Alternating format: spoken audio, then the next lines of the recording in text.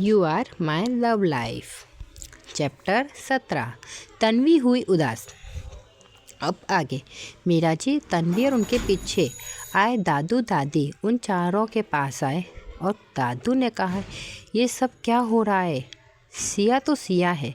दादू और दादी माँ को देखकर सिया कुणाल से बदला लेने का आइडिया आया। सिया ने हाथ पैर मारते हुए रोना शुरू कर दिया, जैसे उसे बहुत दर्द हो रहा हो। सिया को यूँ रोता देख दादाजी को बुरा लगा और उन्हें कुणाल पर गुस्सा आया।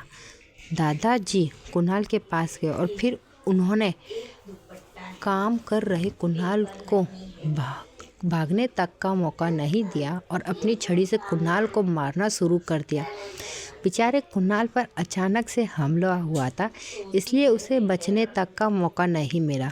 कुणाल ने मार खाते हुए दादू से कहा, दादू लग रही है मुझे। दादू ने कुणाल को मारते हुए कहा, उनको भी लगी होगी जब तुमने उनके हाथ से ये सब किया। और तुम्हारी हिम्मत कैसे हुई हमारी बच्ची को चोट पहुंचाने की? देखो बच्ची कितना रो रही है। कुणाल ने दादू की बात सुनकर कहा, दादू उनके साथ जो भी हो रहा है वो खुद इसके लिए जिम्मेदार है।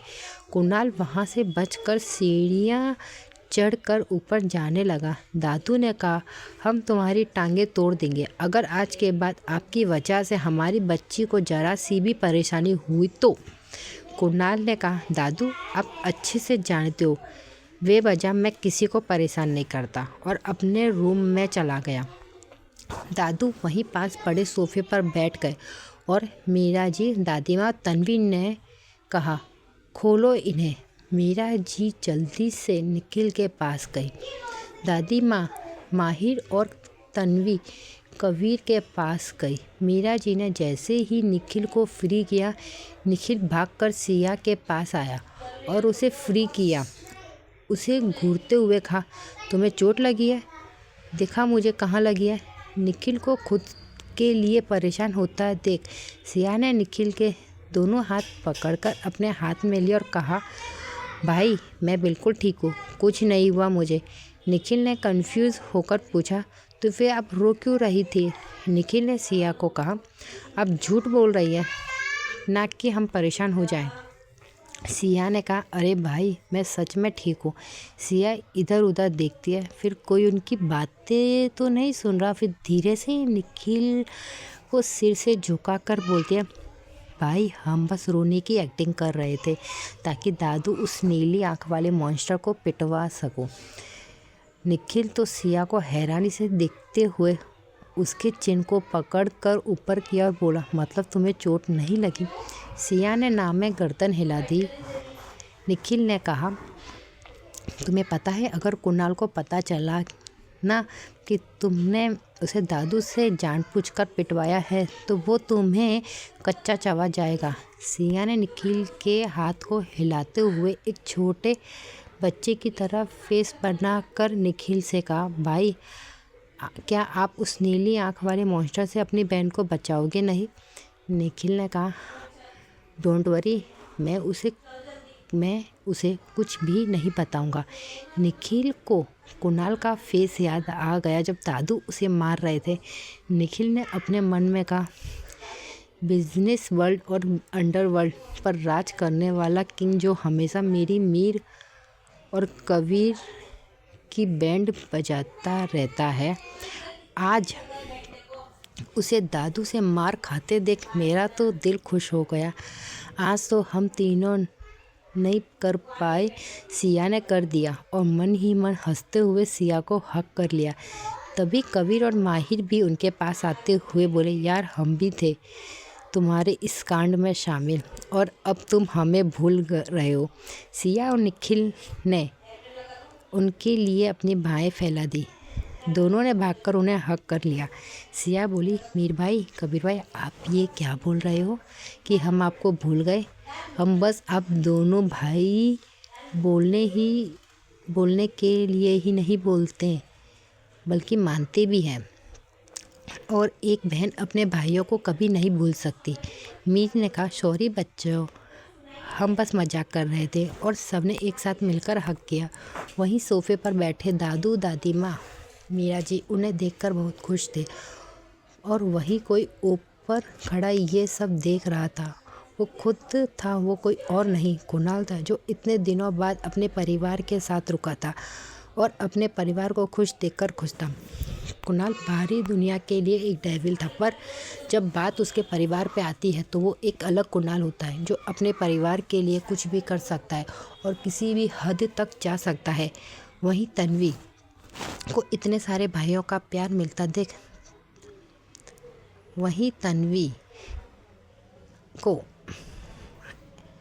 वहीं सिया को इतने सारे भाइयों का प्यार मिलता देख तन्वी उदास हो गई, क्योंकि उसे भी हमेशा एक भाई चाहिए था जो उसे प्यार करे, प्रोटेक्ट करे, उसे संभाले। तन्वी को हमेशा एक भाई की कमी खलती थी। उसे वो रिहान को अपना भाई मानते थे, पर वो उससे मिलने या बात करने नहीं जा सकती थी, वो भी उसके मम्मी पापा की वजह से। तन्वी की आंखें भर आई थी, वो बस उन चारों को देख रही थी।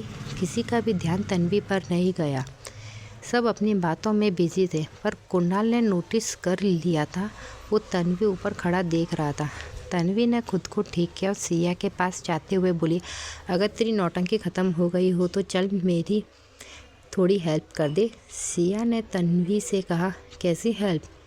तो तन्वी उसका हाथ पकड़ते हुए बोल, बताती हूँ। तन्वी ने सिया को किचन में ले जाते हुए कहा, दादू चाहते हैं कि मैं और मीरा माँ आज उनके लिए डिनर बनाए, पर मैंने सोचा मीरा माँ को क्यों परेशान करें, मैं और तुम उस दिन की तरह मिलकर खाना बनाते हैं। सबको तुम्हारे हाथ का खाना पसंद भी आया था। सिया को भी याद आया कि उसने अपने तीनों भाइयों को भी कहा था कि वो आज उनके लिए खाना बनाएगी, तो कुणाल से हार गए तो भी क्या, फिर भी उनके लिए खाना बनाएगी। सिया ने कहा, तो हो जा शुरू। दोनों फुल स्पीड में किचन में काम करने लगे। वही माहिर ने कहा, मुझे भी अब चलना चाहिए, बहुत रात हो गई है। मीरा जी ने कहा, कहीं नहीं जा रहे तुम, मैंने तुम्हारा सामान पहले ही अग्रवाल विलास से मंगा कर ऊपर रूम में रखवा दिया है। माहिर मीरा जी के पास आया और उन्हें हक करके खड़ा हो गया। फिर मीरा जी ने मीर को कहा, क्या हो गया है कुणाल और तुम दोनों के पास हमारे लिए बिल्कुल टाइम नहीं है। मीर ने कहा, ऐसी बात नहीं है मीरा माँ, आपको पता है ना, काम में बिज़ी होने के कारण हम दोनों आ नहीं पाते। मीरा जी ने कहा, जाओ आप तीनों फ्रेश हो जाओ, आज क्या तुम तीनों इन्हीं कपड़ों में सोने वाले हो? तीनों का ध्यान अपने कपड़ों पर गया तो उन्हें ध्यान आया कि उन्होंने अभी तक ऑफिस के कपड़े पहने हैं। दोपहर से अपने फैमिली ड्रामे में वो सब इतना उलझे हुए थे कि उन्हें किसी और चीज़ का ख्याल ही नहीं रहा। तीनों को मीरा जी ने कहा, जाओ और जाकर आराम करो, डिनर रेडी हो जाएगा, मैं तुम्हें बुला लूँगी। तीनों वहाँ से अपने रूम में चले गए। मीरा जी ने किचन में गई तो देखा सिया और तन्वी दोनों मिलकर खाना बना रही थी। मीरा जी ने अंदर आते हुए कहा, अरे वाह, क्या बात है, खाने की खुशबू तो बड़ी अच्छी आ रही है, क्या बना रही हो? हमारी बच्चियाँ, तन्वी ने कहा। बना नहीं मीरा माँ, बना दिया। मीरा जी ने पूछा, क्या क्या बनाया है आप लोगों ने, ज़रा हम भी तो देखें। तन्वी ने कहा, आज सिया ने मटर पनीर, खीर और मटर मशरूम बनाई है। मीरा जी ने कहा, अरे वाह, ये तो कुणाल की फेवरेट है। तन्वी ने कहा, चलो अच्छा है, सर को आज सिया के हाथों का खाना खाने को मिलेगा। सिया ने कहा चिढ़ते हुए, हमें पहले पता होता उस नीली आँख वाले मॉन्स्टर को ये सब पसंद है तो हम इसमें इतनी मिर्ची डालते कि खाते मुंह से और इसका असर सुबह फ्रेश में होता, पर अब तो हमने बना दिया और उस मॉन्स्टर के हम सबको परेशान नहीं कर सकते। और बड़बड़ाते हुए बचा हुआ काम करने लगी। मीरा जी ने तन्वी से कहा, और आपने क्या बनाया बेटा? तन्वी ने कहा, मीरा माँ, मैंने चपाती, बूंदी का रायता, राइस और आलू की सब्ज़ी बनाई है। सिया ने अपने हाथ साफ करते हुए कहा, डिनर रेडी है। मीरा माँ ने कहा, तन्नू बेटा जाओ जाकर सबको बुला लाओ, तब तक मैं सिया सर्वेंट को बोलकर खाना लगाते हैं। तन्वी ने कहा, ठीक है माँ, हम सबको बुला लाते हैं। तन्वी हॉल में आते हुए दादा दादी माँ को कहा, दादू दादी माँ चलिए डिनर कर लीजिए, डिनर रेडी हो गया। दादू और दादी माँ ने जो टीवी देख रहे थे उन्होंने कहा, ठीक है बेटा हम आते हैं। तन्वी, कबीर, निखिल और मीर को डिनर के लिए बोलकर कुणाल के रूम के बाहर पहुंची और डोर नॉक किया। कुणाल जो काम कर रहा था उसने कहा अंदर आ जाओ। तन्वी अंदर आ गई। कुणाल के सामने देखा तो तन्वी खड़ी थी। कुणाल ने पूछा क्या हुआ, कोई काम था? तन्वी ने कुणाल को कहा सर हम आपको डिनर के लिए बुलाने आए। कुणाल ने तन्वी को तन्वी यहाँ बैठो। तन्वी ने कहा जी सर। तन्वी कुणाल के पास बैठ गई। क्यों बैठाया कुणाल ने तन्वी को अपने सामने? क्या तारीफ़ करेगा कुणाल सिया के खाने की? जानने के लिए आगे सुनते रहिए। You are my love life.